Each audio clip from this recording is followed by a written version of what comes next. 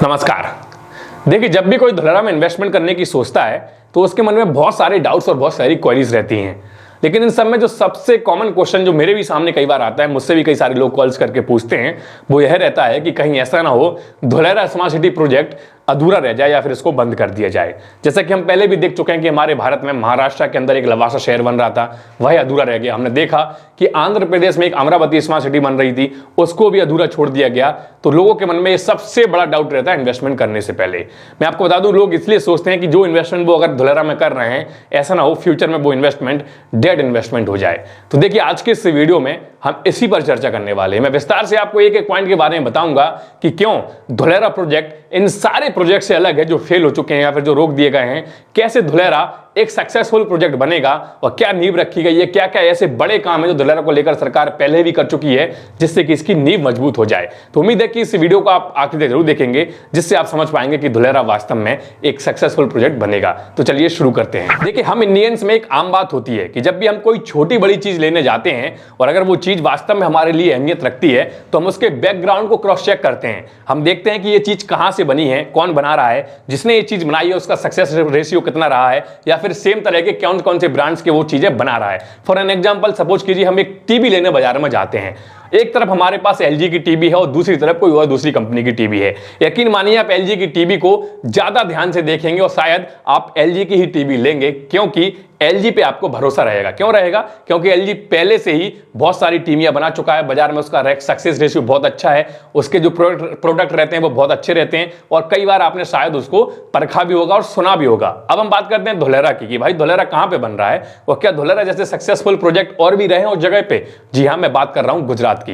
देखिए, गुजरात में धुलेरा जैसा एकमात्र ऐसा प्रोजेक्ट नहीं है, और भी कई सारे प्रोजेक्ट हैं, जैसे कि स्टैच्यू ऑफ यूनिटी। आपने सुना होगा, दुनिया का सबसे बड़ा स्टैच्यू ऑफ यूनिटी गुजरात में बनकर तैयार हुआ है। दूसरा, सरदार वल्लभ भाई पटेल हॉस्पिटल, जो कि हमारे इंडिया के सबसे बड़े हॉस्पिटल में से एक है, गुजरात के अहमदाबाद में ही बनकर तैयार हुआ है। मोटेरा स्टेडियम, दुनिया का सबसे बड़ा स्टेडियम, गुजरात के अहमदाबाद में ही बनकर तैयार हुआ है। और अगर हम डेवलपमेंट वाले प्रोजेक्ट की बात करें तो भाई बुलेट ट्रेन, आप जानते हैं बुलेट ट्रेन, जहां पर महाराष्ट्र में बुलेट ट्रेन सक्सेस रेशियो नहीं दिखा पा रही है, वहीं गुजरात में यह बुलेट ट्रेन प्रोजेक्ट तेजी से सक्सेसफुल होती हुई नजर आ रही है। बात करें गिफ्ट सिटी की, जी हां, गिफ्ट सिटी भी एक स्मार्ट सिटी है। गिफ्ट सिटी का फेज 1 पूरी तरीके से कंप्लीट है, फेज 2 में काम चालू हो चुका है। बहुत सारी छोटी बड़ी कंपनियां गिफ्ट सिटी में आज ऑपरेशनल लेवल पे काम कर रही हैं और लगभग 5 से 10 हजार एम्प्लॉइज आज गिफ्ट सिटी के अंदर काम भी कर रहे हैं और लोग रह भी रहे हैं। तो इससे आप समझ सकते हैं, ये सारे एग्जांपल्स मैंने गुजरात के आपको इसलिए दिए हैं ताकि आप इस धुलेरा स्मार्ट सिटी के बैकग्राउंड को समझ सको कि भाई अगर महाराष्ट्र में कोई स्मार्ट सिटी बनती है, जैसे कि लवासा स्मार्ट सिटी,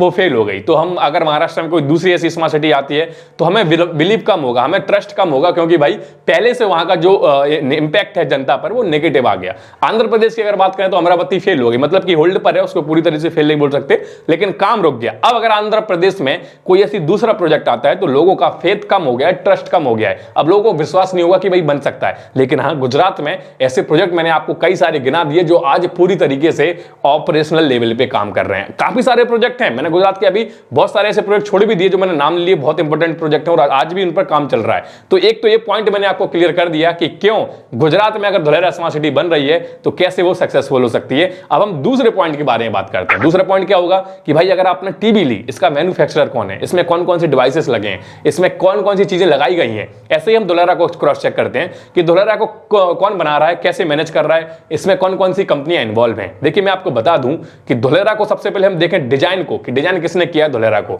हेल्क्रो नाम की एक कंपनी है। मैं आपसे रिक्वेस्ट करूंगा कि हेल्क्रो के बारे में आप गूगल कीजिए, क्योंकि मैं अगर यहां पर हेल्क्रो के बारे में बताऊंगा तो शायद बहुत ज्यादा टाइम लग जाएगा। आप गूगल कर लीजिए, कंपनी की इमेज आपको पता लग जाएगी। मैं सिर्फ इतना बता देता हूं कि हेल्क्रो 100 वर्ष से ज्यादा पुरानी कंपनी है अपनी फील्ड की, और हेल्क्रो ने धुलेरा स्मार्ट सिटी को डिजाइन किया है। एकॉम के बारे में अगर आप शायद जानते होंगे तो आपको शायद गूगल करने की जरूरत नहीं पड़ेगी, लेकिन अगर नहीं जानते तो जान लीजिए कि एकॉम अपनी फील्ड की सबसे बड़ी कंपनियों में से एक कंपनी है और बड़े बड़े प्रोजेक्ट वो मैनेज करते हैं और धुलेरा स्मार्ट सिटी को भी एकॉम ही मैनेज कर रहे हैं। मैं आपको बता दूं, फॉर एन एग्जांपल, हमारे भारत में जो हैदराबाद मेट्रो बन रहा है या फिर अंडर कंस्ट्रक्शन है, वो एकॉम ही मैनेज कर रहा है। दुनिया का सबसे बड़ा जो रेल ब्रिज बन रहा है, चेनाब ब्रिज, जो कि जम्मू कश्मीर में बनकर के तैयार हो रहा है उसको भी एकॉम मैनेज कर रहा है। और ऐसे बहुत सारे छोटे बड़े प्रोजेक्ट हैं जो ऑल ओवर वर्ल्ड एकॉम मैनेज कर रहा है, एकॉम ने उसको अपने प्रोजेक्ट के तौर पर पूरा किया है। तो ये कंपनियां हैं दो, और तीसरी कंपनी है L&T जो आज ग्राउंड पे काम कर रही है। L&T के बारे में शायद मुझे आपको बताने की जरूरत नहीं है कि L&T अपने आप में कितना बड़ा नाम है अपने फील्ड में। इसके बाद अगर हम टेक्नोलॉजी में बात करें तो विप्रो, सिस्को, इन्फोसिस ऐसी कंपनियां टेक्नोलॉजी पे काम कर रही हैं, और भी ऐसी बहुत सारी छोटी बड़ी कंपनियां जिनका अपनी फील्ड में बहुत बड़ा बड़ा नाम है, वो पूरी तरीके से धुलहरा में इन्वॉल्व है। तो हमने भाई कंपनियां देख ली, हमने बैकग्राउंड चेक कर लिया। अब हम सबसे बड़ी वजह के बारे में बात करते हैं जो हमारे भारत में अक्सर जिसकी वजह से प्रोजेक्ट सक्सेसफुल नहीं हो पाते, वो है पॉलिटिकल इन्वॉल्वमेंट। आपको बता दें कि अगर लवासा फेल हुआ है, अगर आप उसके पीछे का बैकग्राउंड देखेंगे कि क्यों फेल हुआ है, तो भैया लवासा में पॉलिटिकल इन्वॉल्वमेंट बहुत ज्यादा था। सेम अमरावती के साथ था कि अगर अमरावती आज होल्ड पर है, अमरावती पे काम चालू नहीं है, तो सिर्फ और सिर्फ राजनीतिक हस्तक्षेप की वजह से। और भी कई सारे प्रोजेक्ट अगर आप देखेंगे तो उसमें सबसे बड़ा कारण पॉलिटिकल इन्वॉल्वमेंट ही सामने आएगा। और दूसरी सबसे बड़ी बात जो होती है इन सब सारे प्रोजेक्ट को लेकर कि अगर राजनीतिक हस्तक्षेप किसी भी प्रोजेक्ट में है तो उसके सर्टिफिकेट मतलब कि उसके क्लियरेंस नहीं लिए जाते। सेम लवासा के साथ हुआ, लवासा का क्लियरेंस नहीं लिया गया था, लेकिन धुलहरा में ऐसा नहीं है। धुलहरा के सारे क्लियरेंस, चाहे फिर वो आपका फॉरेस्ट, क्लाइमेट, एनवायरमेंटल सर्टिफिकेट हो, सॉइल टेस्टिंग हो, ये सारे टेस्टिंग, सारे क्लियरेंस धुलहरा स्मार्ट सिटी के साथ साथ धुलहरा इंटरनेशनल एयरपोर्ट को भी मिल चुके हैं। तो ये मन से आप दुविधा निकाल दीजिए कि भाई ऐसा ना हो कि धुलहरा में रोक लग जाए। रोक कब लगती है कि भाई कोई क्लियरेंस नहीं लिए गए हो तब रोक लगती है। तो क्लियरेंस मिल चुके हैं, रोक लगने की 1% भी उम्मीद नहीं है कि धुलहरा स्मार्ट सिटी में रोक लग जाए। और सबसे बड़ी बात, अगर आप अमरावती और लवासा शहर को देखोगे तो इन दोनों बड़े प्रोजेक्ट्स में जो भी लोग बैठे थे हायर पोजीशंस पे, वो कोई MLA, कोई MP या फिर कोई नेता का रिश्तेदार, ऐसे लोग हायर पोजीशंस पे बैठे थे और वही लोग डिसीजंस ले रहे थे। लेकिन धुलहरा में ऐसा नहीं है। धुलहरा में IAS और IPS लेवल के लोग बैठे हैं, वो एज अ सरकारी कर्मचारी वहां पे काम कर रहे हैं और अपनी पूरी ड्यूटी निभा रहे हैं। वहां पे कोई MLA, MP आपको नहीं दिखेगा। एक और बड़ी चीज बता दूं कि धुलहरा के लिए बकायदा DSIR एक्ट पारित किया गया है, और DSIR एक्ट अगर पारित हुआ है तो मुझे लगता है कि ये बहुत बड़ी इसकी एक मजबूती है कि भाई धुलहरा इतने अच्छी तरीके से बनके तैयार हो रहा है और आगे भी तैयार होगा। तो ये सारे कॉमन डाउट हैं जो शायद आप लोगों के मन में आते होंगे। मैंने पूरी कोशिश की है कि मैं अपने वीडियो में ये सारे डाउट आपको क्लियर करूं, और शायद आपके डाउट्स क्लियर हो गए होंगे। अगर नहीं हुए, फिर भी अगर आपके मन में कोई डाउट आ रहा है तो नीचे आ रहे नंबर पर आप हमें कॉल कीजिए, मैं आपके सारे डाउट फोन पे भी क्लियर कर दूंगा। उम्मीद है कि यह वीडियो आपको अच्छा लगा होगा। अगर यह वीडियो आपको अच्छा लगा तो उसको लाइक कीजिए, ज्यादा से ज्यादा शेयर कीजिए, और चैनल पे अगर आप नए हैं तो चैनल को सब्सक्राइब भी कीजिएगा। देखिए यार, सब्सक्राइब जरूर कीजिएगा क्योंकि मुझे जल्दी से जल्दी इस चैनल के 1000 सब्सक्राइबर्स पूरे करने हैं। क्योंकि जिस दिन 1000 सब्सक्राइबर्स पूरे हो जाएंगे